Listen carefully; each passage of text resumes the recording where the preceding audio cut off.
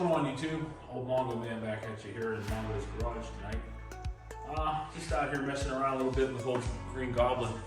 Wanted to talk to you guys a little bit about being a mechanic.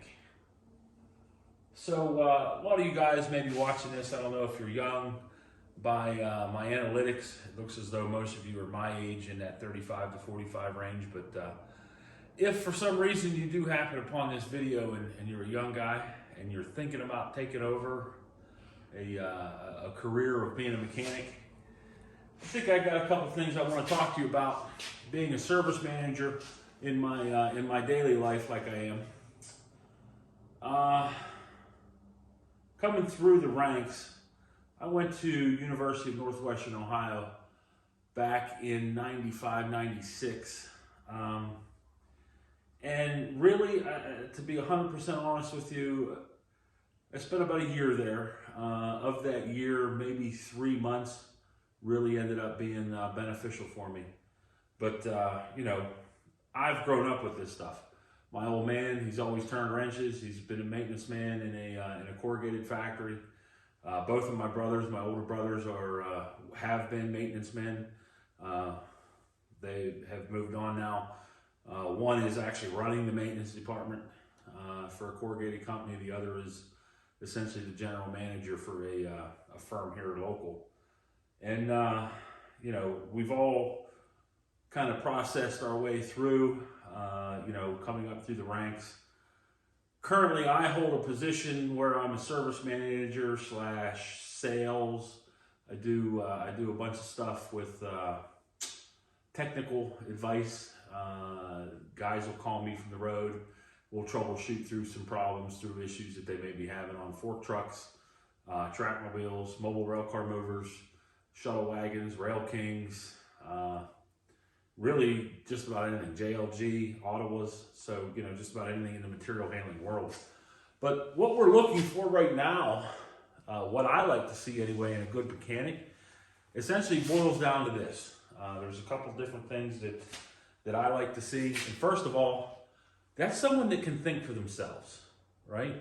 So someone that can look at a problem and troubleshoot through something and come up with ideas of what's going on with that particular piece of equipment or whatever it may be that they're working on at the time, software, computers. You know, obviously today's world, everything is run by a computer, so you've got to be somewhat computer savvy. But that's not all of it. You know, if you're thinking about becoming a technician today, you still have to have a good background in hydraulics, in mechanicals, you know, being able to look at something and figure out how it works. One of my, I guess, superpowers is that I really can step back from something and look at it and, you know, kind of visualize how it's supposed to work, what happens, and then be able to take that information and start to process it to figure out what's the matter with something. And that's just it. You also have to be a critical thinker. So you can't accept what someone tells you as the absolute truth. You have to look at that statement or that information that specifically, like let's say an operator tells you something along the lines of, hey, this machine's leaking hydraulic oil, or hey, you know, my upright or my carriage is coming down slow and it should be fast, or it stops all of a sudden. You have to be able to look at that information critically and be able to process it in a way that helps you understand what the actual problem is. Of course, and it goes that way through everything. Whether you're working on equipment, cars or trucks, you know, you're always going to have an operator or an owner telling you what they think the problem is, or at least describing what the problem is. And then you have to be able to take that information, process it, figure out what it is that they don't like about what's happening, and figure out what's the matter with whatever it is that you're working on. So a mechanic really has to be multiple things. He has to be a very good communicator. He has to be able to communicate with the customer. He has to be able to communicate with his service manager, with his service writer, with a billing clerk. In our business, you know, there's a dispatcher that dispatches all of our road technicians. There's a shop foreman that runs the shop. So that information needs to flow from the mechanic through whomever that person may be, dispatcher, shop foreman, myself as a service manager, and then to the customer eventually. That's one of the things that thankfully I am okay at.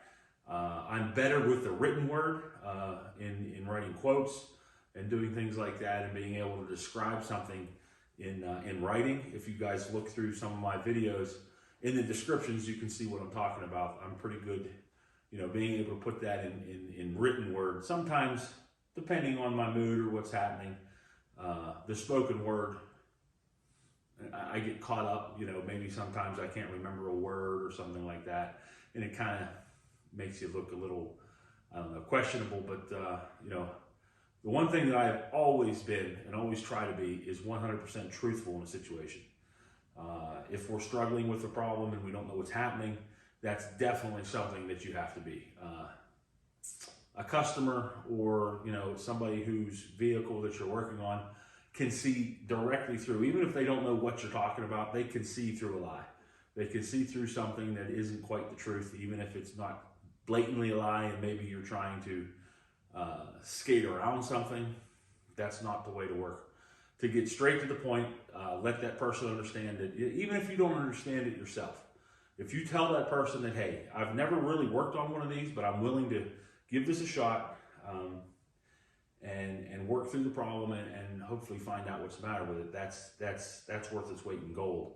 The honesty, we all have heard the bad stories about, mechanics that take advantage of people, lying, upselling. Well, I hate to tell you, but upselling is a part of the business, right? Let's talk to Green Goblin. So if this were a customer's job and it came into my shop and they wanted to do cab corners and whatever else rust repair that it needed, well, I'm not going to do the cab corners and then come back to the customer and say, okay, you're all done. And then the customer gets the truck back, and a week from now, I saw that the brakes were bad, but I didn't tell him. And then the brakes go bad a week from now. Well, what's the customer going to think? He's going to come back to me and he's going to say, well, why didn't you tell me the brakes were bad when you had it apart? So it sucks at the time that you have to tell the person what's the matter, but I always feel that sometimes they think you are trying to take advantage of them, but in the long run, you're only doing yourself a disfavor if you don't tell them everything that you see as you go through it. In a previous job, what we actually had put in place was essentially a pre-work inspection to where we could try and catch some of that stuff before we even touched the machine. That way we could go to the customer on the very beginning and say, okay, we've operated your machine or we've operated your truck, and these are the things we found immediately before we even started to troubleshoot. Because let's be honest, labor isn't cheap today. Our labor rate right now is $117 an hour, and there's labor rates that are higher. Labor rate for the mobile railcar movers is at $132. So what you got to think about is how much of my labor am I going to have in trying to figure this thing out versus what it's actually going to take to fix it and what that piece of equipment is worth. We've got customers that are utilizing equipment that's built in 1964 that, 3 or 4 good days of labor and some parts, and I've exceeded the cost of that piece of equipment or whatever that cost may be to replace it. And specifically where that comes into is trucks like this one. And the reason that we have this truck specifically is parts. I wanted an engine. Just today, I went out and I'm still looking for a V10, 3-valve V10, 6.8 liter. And on the market, a used V10 with about 150,000 miles, which is what this truck has, is bringing about $3,500. So that's what the market will bear in that situation. So this truck, 150,000 miles, XLT, F250, we bought this truck for $3,600. So in that regard, for what the engine, just the engine is worth, I purchased the entire truck. So in that situation, because I'm good with my hands and KJ is helping me and we have friends that are going to help, we can bring this truck back to life in a relatively cost-effective manner. But therein lies the other thing that a technician has to be, and essentially they have to be able to plan out that job. They have to be able to look at a job, understand what it's going to take to get it done, Is it going to cost too much to do the job? Or is it going to be something that the customer really will benefit from? So, I guess in my ramblings, what I want to get across is that a technician isn't just a grease monkey anymore. He's not a person who, or she is not a person that is going to just simply fix equipment or cars or trucks. But what they are going to be is a person that literally has to deal with other people, has to communicate well, has to know what they're talking about. Obviously, the more you know what you're talking about, the better you can speak about it. And you guys have probably noticed, when I start to talk about something that I know or something that I'm passionate about, I can just ramble on. I can continue the sentences. I can continue the conversation without the uhs and the ums and the pauses. So that's one of the things that a technician really needs to be able to do is the communication.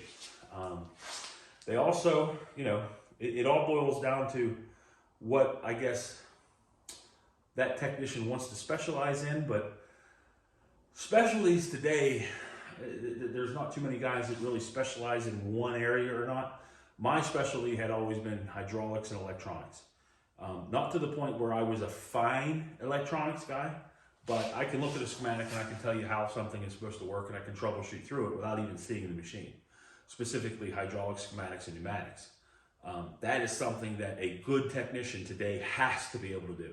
He has to be able to take information that comes from multiple sources, the internet, Google, manuals, online manuals, JLG. If you get, even you right now, you can get on JLG's website, JLG, the people that make aerial lifts, and you can look at every manual that they have out there. You have to know where this information is at. You need to know how to get to it. And then once you can get to it, that's only half the battle. You need to know how to read it and write it. And by that, what I mean, what you'll find out is some of these service writers that are writing these manuals, they write in their own language. Specifically, let's talk about Heister and Yale, so NATCO group. Whenever they came out with their new line of fork trucks back in the, probably early 2000s, they came up with a completely different system than anything we've seen in the industry today. And that system is all encompassing, and it is a system. It literally is, it's a language in its own. So the Fortis and the Veraciter brand are just that. They're all built within a language of their own.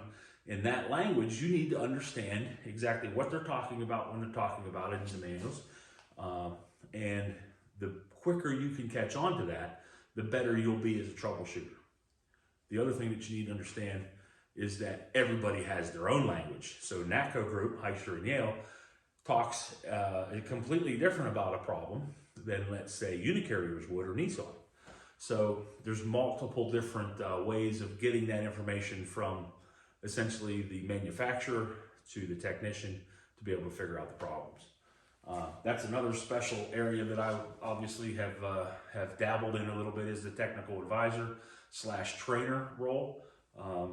And that person, in this industry, they need to be the person. Essentially, I've been called a puppet master, to where the guys will call me and we'll work through a problem together, and I'll tell them what to check, yada, yada, yada.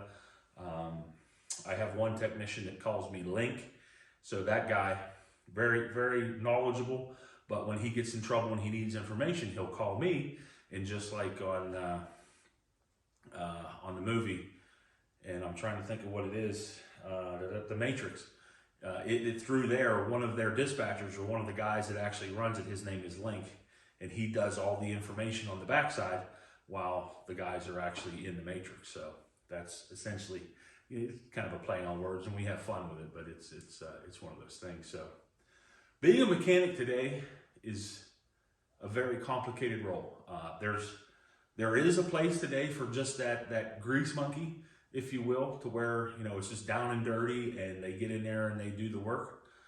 But that is very few and far between. Today you need a guy that's willing to get dirty, that will dive into a problem like that, but who is also knowledgeable enough that he can read a schematic and that he can understand what he's looking at on a page. He can understand what's written in a service manual so that he can utilize that information to solve the problem.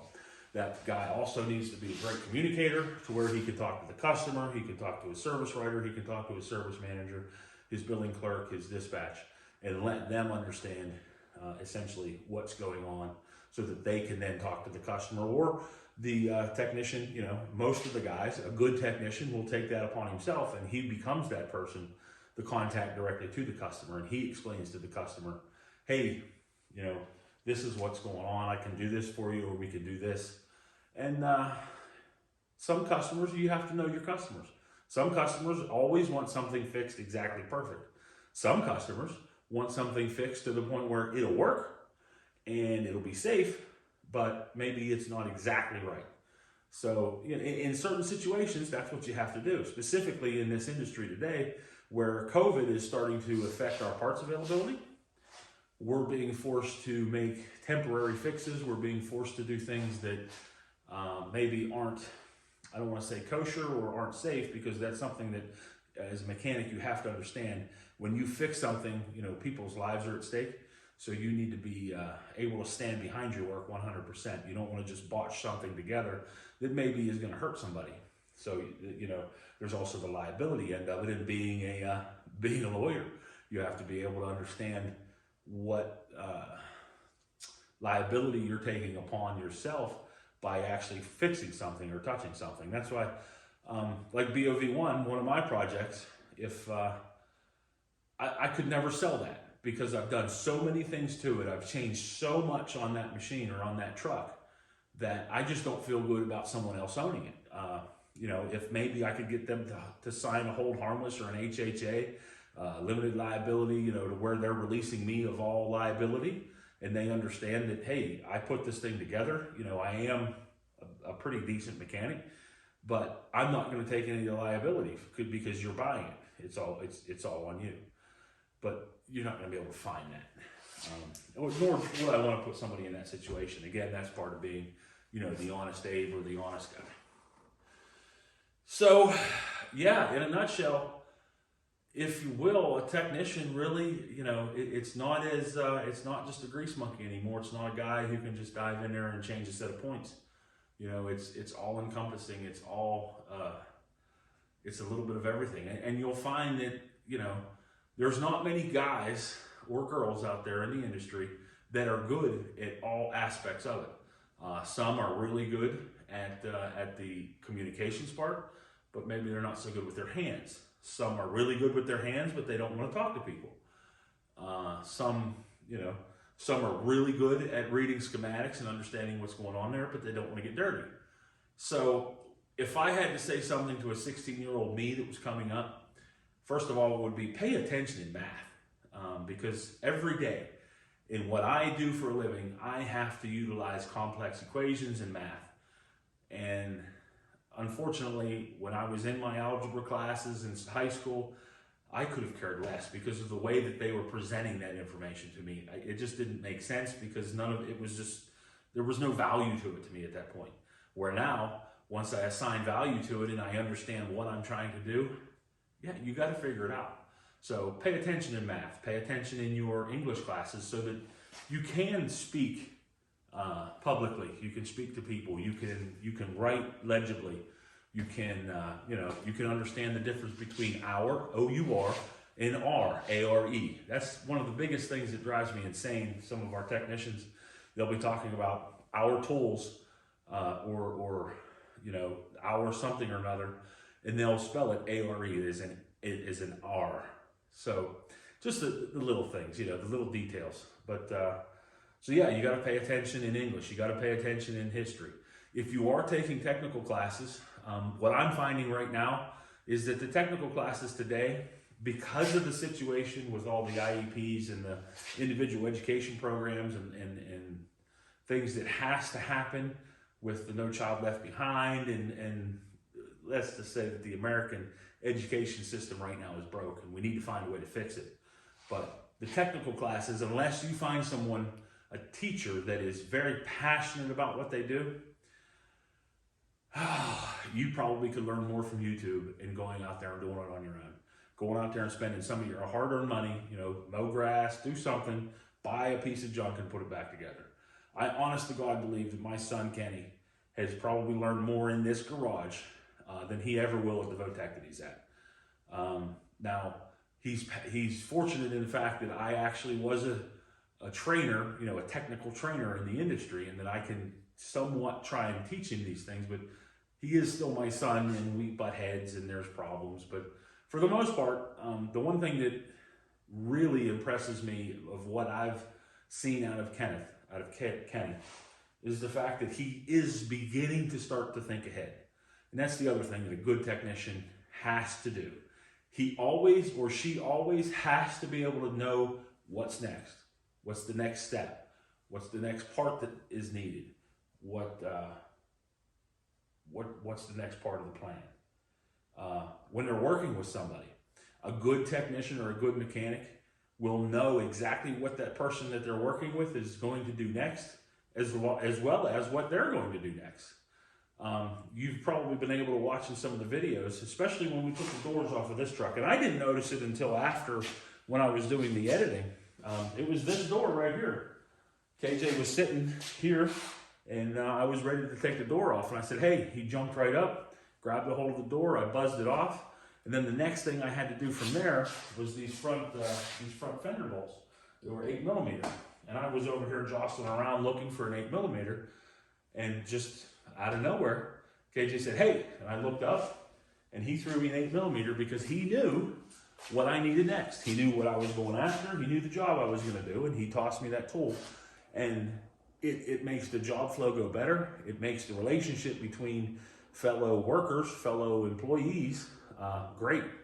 And it does set up a friendship, because now not only does that happen here, that starts to happen in regular life. That person, maybe they've done something in their life, or they've gone through something in their life that you're going through, and they'll offer help, all the way through. They're just bringing parts out, so we got the paint today to paint this thing. 3 gallons of what is that, KJ? Bed liner. PCP bed liner in metallic silver. So hopefully this weekend we're going to be getting that done. Custom shop TCP Global. So yeah, it's actually going to be the same color as his original Super. It's actually metallic silver, so it should look pretty good. It's going to have the texture, the bed liner texture in it. But yeah, so. All right, guys. Well, I'll continue to muse about what I think a good mechanic will be today. But for now, I think that was a lot of information, and I think you should maybe listen to this video a couple times and really take it to heart, some of the things I said. And if you've got any questions, by all means, put it in the comments, and I will absolutely be very glad to answer, what we're looking for a mechanic today, and what I think it takes to be a good technician. So, thanks for watching, and as always, make sure you comment, like, subscribe to videos, and Mongo's out. See you later.